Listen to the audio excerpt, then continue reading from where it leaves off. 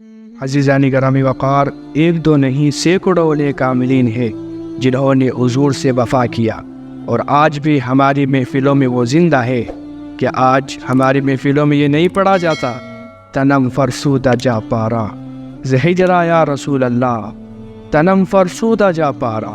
حضرت مولانا عبد الرحمن جامی رحمۃ اللہ تعالی علیہ ہرات افغانستان کا ایک شہر ہے، وہاں سے نکلتے ہیں مکہ مکرمہ حج کرنے کے لیے۔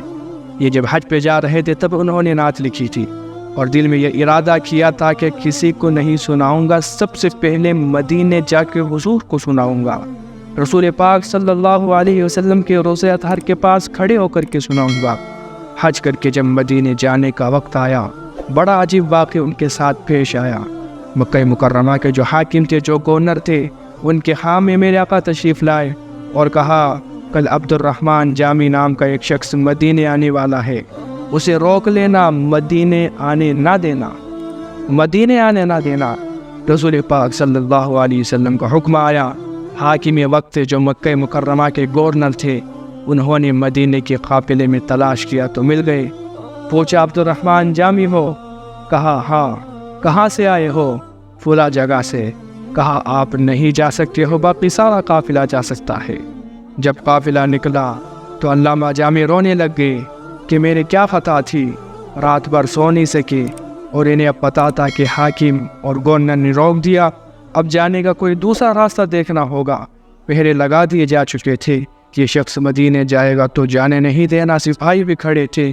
تو علامہ عبد الرحمن جامی دوسرے دن جو اونٹے کے مالک ہوتے ہیں، جو اونٹوں کے مالک ہوتے ہیں، ساز و سامان لاد کر کے قافلوں میں جانے والے، تو ایک اونٹ کے مالک کے پاس جا کر کے اسے کافی رقم دیا اور کہا تیرے جو ساز و سامان کے تھیلے ہیں اس کے اندر مجھے ڈال کر کے تھیلا سل دے اور ساز و سامان کے ساتھ مجھے مدینے لے جا، پہنچائے گا تو جو تو چاہے گا وہ ساری چیزیں میں تجھے دوں گا۔ وہ تیار ہوا، ایک تھیلے میں ان کو سل دیا اور ساز و سامان کے ساتھ اونٹ کے اوپر ڈال دیا۔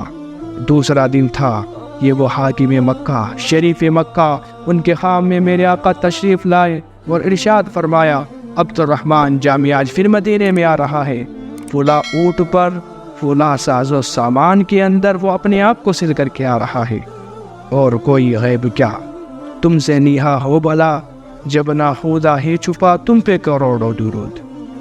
حضور پاک سے کون سی چیز چھپی ہوئی ہے؟ جب حاکم مکہ کو یہ خبر ملی تو وہ آیا تلاشتے ہوئے، اس اونٹ کی نشانی جو بتائی گئی تھی خواب میں، وہی آ کر کے ساز و سامان کی تلاشی لی تو عبد الرحمن جامی ایک تھیلے میں مل گئے۔ اب حاکم مکہ کو بہت غصہ آیا کہ 2 بار حضور پاک نے کہہ دیا مدینے نہیں آنے دینا، اس کا مطلب یہ آدمی صحیح نہیں ہوگا۔ تو اس کو غصہ تھا، اٹھوایا وہاں سے اور جیل میں بند کر دیا۔ کہا تم نے میری نافرمانی کی ہے، منع کرنے کے باوجود بھی تم جا رہے تھے، اب تمہیں جانے کا کوئی راستہ نہیں، اور جیل میں بند کر دیا۔ حاکم مکہ کو بھی نہیں معلوم تھا کہ کیوں روکا جا رہا ہے، اور علامہ جامی کو بھی نہیں معلوم تھا کیوں روکا جا رہا ہے، یہ تو مصطفیٰ ہی جانے۔ جب دوسرے دن جیل میں بند کر دیا گیا تو عبد الرحمن جامی پھوٹ پھوٹ کر کے رونے لگ گئے، زار و قطار آنسو بہانے لگ گئے۔ رات کا وقت تھا، شریف مکہ، حاکم مکہ کے خام میں میرے آقا تشریف لائے۔ کسی کو نوازنا ہو تو پھر کیسے نوازتے ہیں، کسی کی شان ظاہر کرنی ہو تو کیسے کرتے ہیں؟ فرمایا تو نے اسے جیل میں ڈال دیا، وہ مجرم نہیں ہے، وہ میرا عاشق ہے، مگر کلام اس نے ایسا لکھا ہے، ایسا کلام لکھا ہے، اگر روزے پہ آ کے پڑھ دیا تو مجھے قبر سے باہر نکلنا پڑے گا، میں قبر سے باہر نکلا تو فتنہ ہو جائے گا۔ محبت ہو تو ایسی ایسی محبت ہو۔ یہ بات اس حاکم مکہ کو جب پتہ چلی تو دوڑے دوڑے گیا جیل کی سلاخوں کے پاس، تالا کھولا اور ان کو عزت کے ساتھ باہر لایا اور کہا میں آپ کا مقام نہیں جانتا تھا، مجھے یہ بتایا گیا کہ آپ نے کوئی نعت لکھی ہے۔ کہا ہاں لکھی ہے، تجھے کیسے پتہ چلا؟ کہا مجھے رسول اللہ نے بتایا۔ اتنا سننا تھا کہ عبد الرحمن جامی چیخ مار کر کے غشک کھا کر کے گر پڑے۔ جب عبد الرحمن جامی جب ہوش میں آئے تو ان سے حاکم مکہ نے کہا رسول پاک صلی اللہ علیہ وسلم نے فرمایا کہ اگر آپ نے یہ نعت روزے پاک پر پڑھی تو حضور پاک کو باہر آنا ہوگا قبر سے، اس لیے حضور نے منع فرمایا۔ عبد الرحمن جامی نے کہا اتنا ہی کیا کم ہے، میری خبر حضور تک پہنچ گئی۔ رسول پاک صلی اللہ علیہ وسلم کے دربار میں میرے اشعار پہنچ گئے، یہ کیا کم ہے۔ اس سے پتہ چلتا ہے کہ جب ایک عاشق صادق زبان سے کچھ الفاظ نکلتے ہیں وہ سیدھے دربار رسالت میں پہنچ جاتے ہیں، اور وہ کلام کون سا ہے، وہ الفاظ کون سے ہیں؟ تنم فرسودہ جا پارا زہجرا یا رسول اللہ، تنم میرا جسم ٹکڑے ہو چکا ہے، گھولا جا رہا ہے، کس بنیاد پر؟ زہجرا یا رسول اللہ، یا رسول اللہ آپ کی دوری کی وجہ سے، آپ کی جدائی کی وجہ سے یہ جسم پارا ہو چکا ہے۔ دلم پج مردہ آوارا، میرا دل مرجا گیا ہے گناہوں کی وجہ سے۔ اب جو شعر کہا ہے مولانا عبد الرحمن جامی نے کمال کر دیا، کہا چسوئے من گزر آری، من مسکین ناداری، فدائے نقش نعلینت کنم جایا رسول اللہ۔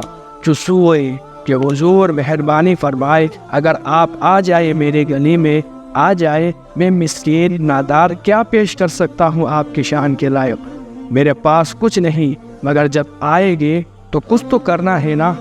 پھر اگلا مثال لکھتے ہیں، فدائے نقش نعلینت کنم جایا رسول اللہ، یا رسول اللہ میں آپ کے سر انور پر نہیں، مبارک پیشانی پر نہیں، حضور آپ کی پیاری پیاری آنکھوں پر نہیں، چہرے پر نہیں، مبارک داڑھی پر نہیں، حضور آپ کی مبارک زلفوں پر نہیں، حضور آپ کی مبارک لباس پر نہیں، آپ کے مبارک بدن پر نہیں، حضور آپ کی مبارک قدموں پر بھی نہیں، حضور آپ کی مبارک جوتیوں پر بھی نہیں، زمین پر جو آپ کی جوتیوں کا نشان بنے گا اس پر جان قربان کر دوں گا، اس پر جان قربان کر دوں گا۔